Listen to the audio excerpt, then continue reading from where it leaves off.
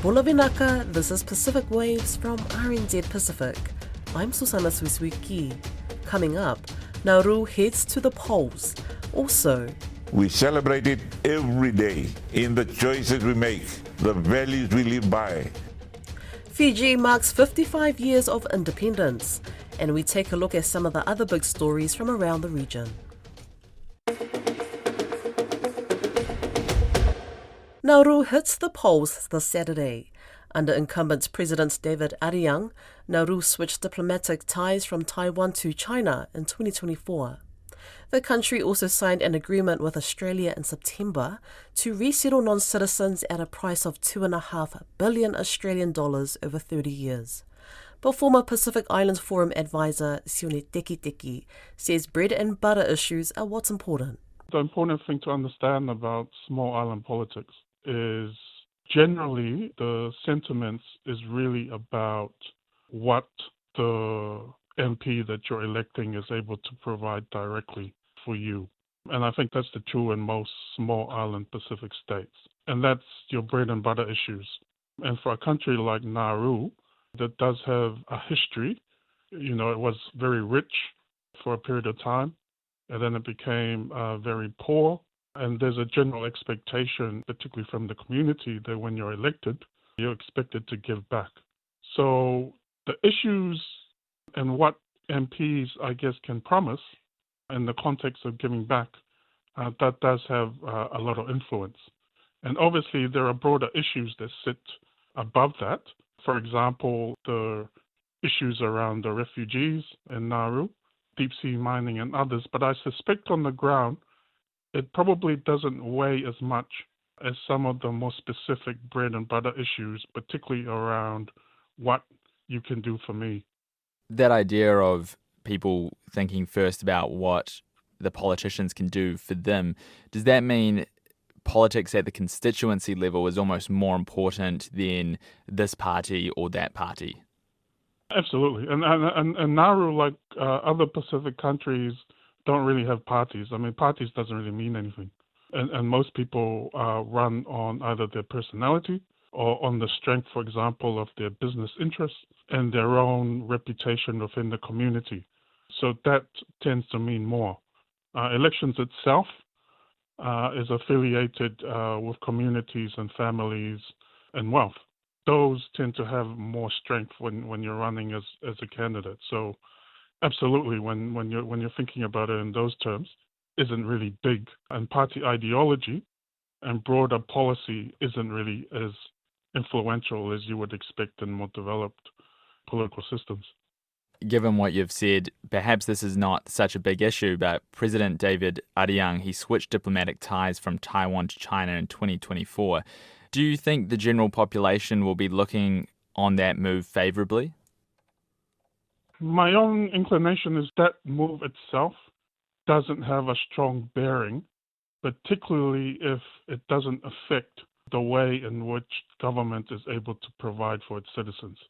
And if, for example, David Ariang is able to provide more back, particularly with some of the arrangements he's made, including with some of the deals that's been announced recently with China, as well as the deals he's made with Australia with regards to the refugees, if that money is able to trickle back into the community and the community can see that firsthand, I don't think it plays too much of an issue at the local level. The deal with Australia is a big one as well, $2.5 billion over 30 years. Would that type of money be looked on with some excitement from voters, do you think, considering the history that Nauru's had of being very rich and very poor? They would expect to see that money back in some sort of benefit, and they would expect to see that come directly. How you're able to divvy that up in a way that's seen as fair amongst the community, but also when you're talking distribution, you're talking also in the context of politicians themselves and how you maintain power. Because everyone is independent, you have to maintain your power base in terms of your majority. And, I think Russ Kung learned that the hard way in 2023. So being able to distribute the allocation of funds, not just to the community, but also in terms of MPs and their respective constituencies, and able to maintain your political support. Also another consideration. And just David Adeang's popularity generally, is he quite a popular figure on Nauru?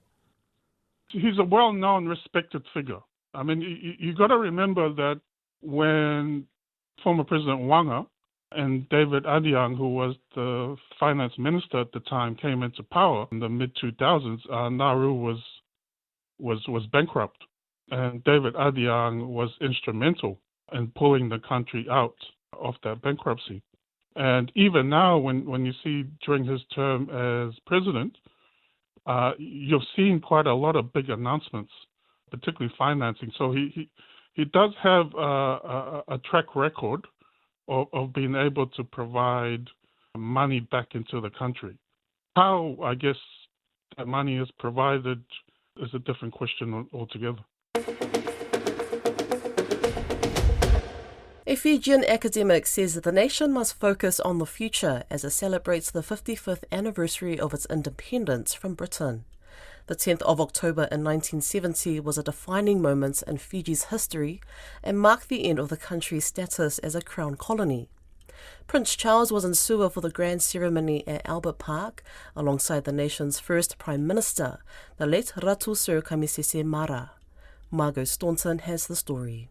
The coalition government has released archival footage of Fiji's Independence Day on its Facebook page. In it, Ratu Mara, the man known as the father of Fiji, accepts the instruments of independence, adding that Fiji's links with the crown are long. He stands, claps his cupped hands 4 times as a sign of respect, and begins a moving speech. But today is a proud day for us all. For today we assume the control of our own destinies and take on full adult responsibilities after a long period of tutelage. Ratu Mara says that Fiji's multiculturalism is its strength. We are a community of races with different cultures, customs and languages. But the things that unite us far outnumber those in which we differ. He says he's confident Fiji can show the world an example of harmony and progress. At exactly 10 o'clock that day, the Fiji flag was hoisted for the very first time, greeted by cheers, applause and the joy of a proud and independent people. 5.5 decades later, Fijians joined together on Friday at Albert Park to celebrate the historic day. Prime Minister Sitiveni Rabuka says the day is one of peace, unity and progress for all. We do not celebrate independence as a single moment in history. We celebrate it every day in the choices we make, the values we live by, and the future we build together. This 55th Fiji Day is a reminder of who we are. Mr Rabuka says the nation is grounded in faith, tradition and modern ambition.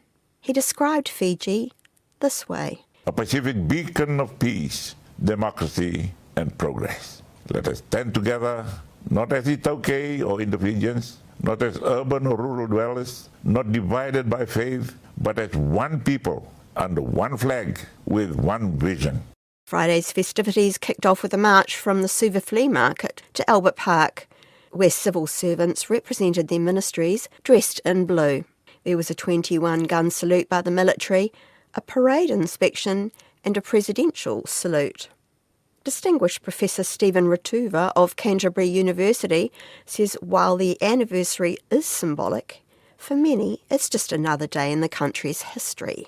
Looking back, he describes Ratu Mara as an idealistic politician typical of the era. He's just one of those idealists, particularly in the 1970s. There's a lot of idealism, particularly in the time of the Cold War, at the time of the new independent states. So it's very much part of political speeches anyway. Political speeches which are not idealistic are boring. Professor Ratuva says Ratu Mara instilled optimism into the people about Fiji's future. Particularly with newly independent state, you have to give optimism to a country, to the people. And speeches are made for that purpose. And whether the future eventually turns out to be different, nobody could predict the future. But at that particular point in time, the speech has to be seen in that context.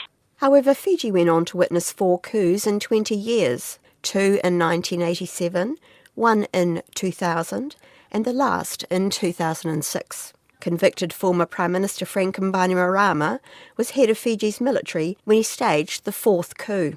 He deposed the late Prime Minister Laisenia Ngadase and became Prime Minister in 2007. However, Bainimarama returned Fiji to democracy with a general election in 2014. Mr. Ratuva says Fiji must focus on the road ahead going forward. You can't turn history around.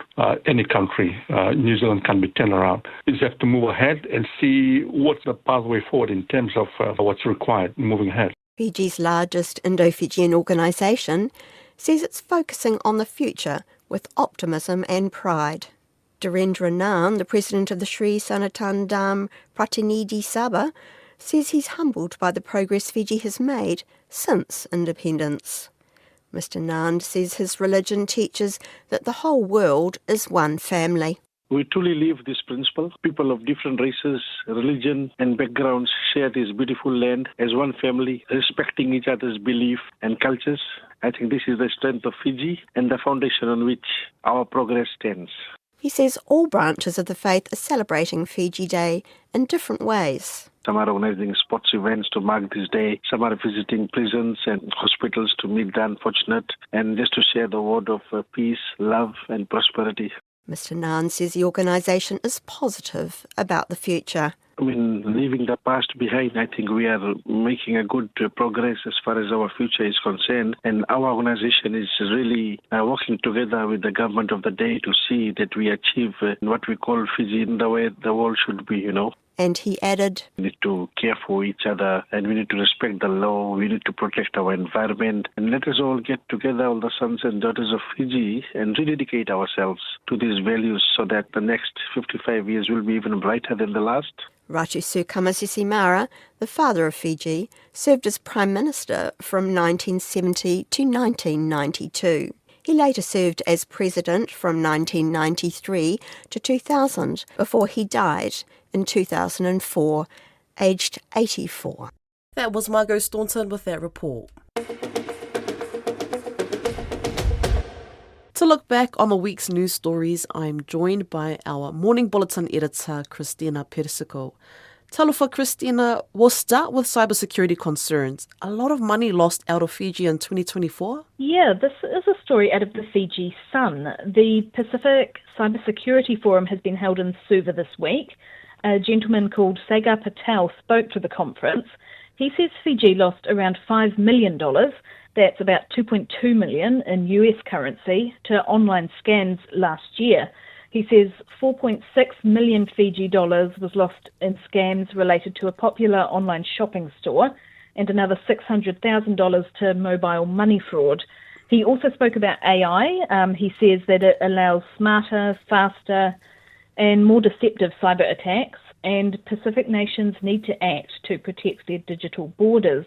Now, this is not new. Obviously, in August, Fiji's Immigration Ministry was warning people about a fake e-visa site, and earlier in the year, Tonga's health information system was hacked. We've got the UN Climate Summit COP30, which is about a month away. How are Pacific countries preparing? So Pacific Small Island Developing States, or Pacific SIDS as they're known, have held their pre-COP30 meeting. This was in Samoa at the headquarters of SPREP, the Secretariat of the Pacific Regional Environment Program, in case you ever wondered what that stood for. The SPREP Director General, Sefania Nawadra, spoke about July's opinion from the International Court of Justice. Now, this found that countries can be held legally responsible for their emissions. He says that ruling is something to be proud of, but now they need to work out how to use it in climate negotiations. For COP30, he advised negotiators to focus on the Pacific's core objectives, including the 1.5 to stay alive mantra, and also on improving the amount and accessibility of climate financing. Okay, now we're going to go from climate to talking about strange discoveries in the ocean. I hear that something's been found off the coast of Solomon Islands. Yeah, this came from the ABC. These two cousins were minding their own business on their usual boat run on a Saturday morning to a local market when they spotted this object in the water. They towed it back to their village and reported it to police, and it turned out to be a narco sub. Now, a narco sub is an ocean-going vessel. semi-submersible or fully submersible. They're often custom built by drug cartels to transfer huge amounts of product across the sea. It's the third narco sub found in Solomon Islands waters over the past year. Local police say they are investigating all three, but it's unclear whether these vessels drifted from South America, which is about 10,000 kilometres away, or if they were used to transfer drugs closer to Solomon Islands. None of the three vessels had drugs on board when they were found, but experts say the vessels are often abandoned after a successful mission.